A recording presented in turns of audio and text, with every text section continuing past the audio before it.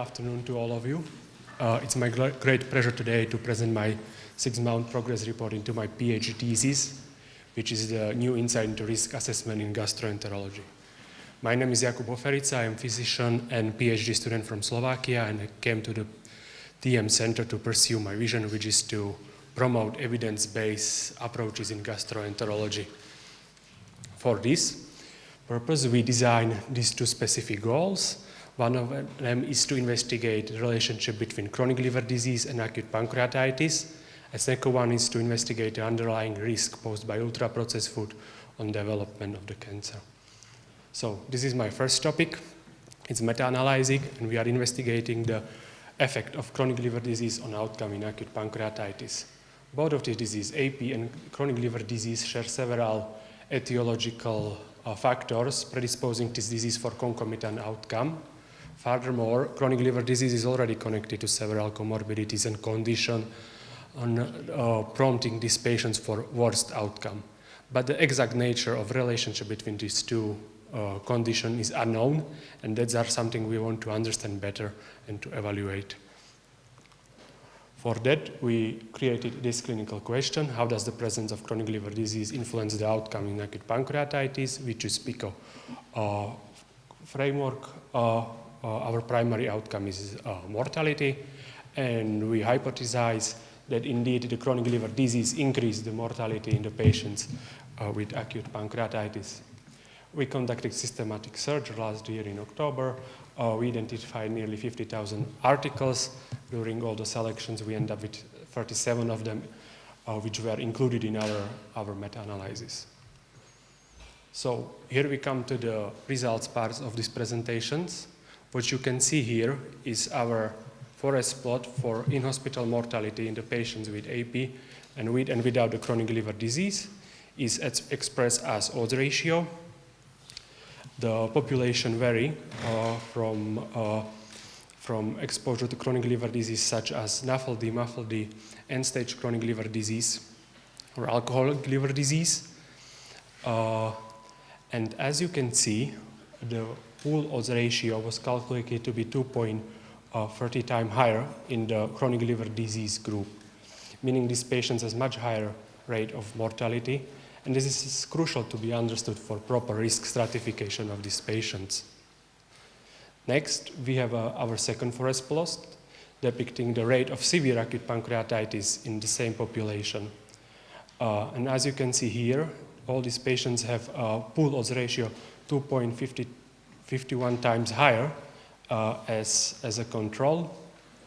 Furthermore, underlying the risk posed by the chronic liver disease on outcome in acute pancreatitis. This is our next forest plot depicting the rate of acute necrotic collection in acute pancreatitis, which is also expressed as odds ratio in the same population, basically. Necrotizing pancreatitis is a subtype of acute pancreatitis with much worse outcomes and higher mortality compared to patients without the necrosis. And as you can see in this forest plot, there was 2.53 times higher odds of necrosis in the patients with chronic liver disease, making these patients much more vulnerable and partially explaining the increased rate of mortality and severe course of disease in these patients. Our next plot depicting the rate of multi-organ failure in these patients. What we can see here, that exposed patients to chronic liver disease had much higher odds of multi-organ failure. By 37% increase the odds of multi-organ failure. Multi-organ failure is one of the most severe systemic complications of acute pancreatitis, also leading to much higher mortality rate. So this is the next reason why these patients could have increased odds of mortality and severe course of the disease. On this slide, you can see our strengths and limitations. The main strengths are that this is the first meta-analysis exploring the relationship between chronic liver disease and acute pancreatitis. We have large sample size and diverse population from all around the world. However, we are limited by the number of prospective studies. We have no RCT studies. We have relatively large heterogeneity in several outcomes, and there are no data on viral hepatitis and rare causes of chronic liver disease. In conclusion, patients with chronic liver disease and acute pancreatitis are at much higher odds of in-hospital mortality, systemic and local complications, and also they suffer from more severe course of disease. Our clinical implication would be such that these patients require more attention and more rigorous monitoring. And for further research, we recommend to gather more prospective data, especially into regards to a role of infection and or role of albumin supplementation or early antibiotic therapy or prophylactic antibiotic therapy. Also, the chronic liver disease could be considered as a novel prognostic factor and could be included in the new prognostic models of severity of the acute pancreatitis. So our project is basically in manuscript writing phase right now, and that's it regarding the first project. The next one is also meta-analysis, where we are investigating the effect of ultra-processed food on the risk of the cancer. So what is ultra-processed food? Ultra-processed food is a type of the food according to NUVA food framework classification, which belong to fourth group, which is the worst one, which consists of most amount of additives such as sugar, salt, and other preservatives. What is really concerning that today in developed societies such as USA, more than half of the caloric intakes is consist of ultra-processed food. And this food was already connected to diabetes, high overall mortality, depressive symptom, etc. But the connection to the risk of the cancer wasn't evaluated yet, and that's something we want to focus on. For this, we choose this clinical question. Do the ultra-processed food increase the risk of the cancer? We just speak of framework where population is healthy population, and exposure and control differ from the amount of the consumption of ultra-processed food. And our hypothesis is that indeed the ultra-processed food increase the risk of the cancer. And clinical implication would be such that we would like to identify a novel risk factor for the cancer development.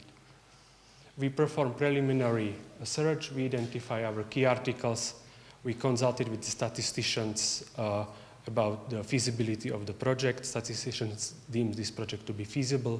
We are planning to do Prospero registration in foreseeable future. So this is an overview of my project. First one is in the meta-analysis, in manuscript writing phase, and second one is in Prospero writing phase, and both of them should be done at summer this year. Thank you for your attention, and I also wish you great many mistakes.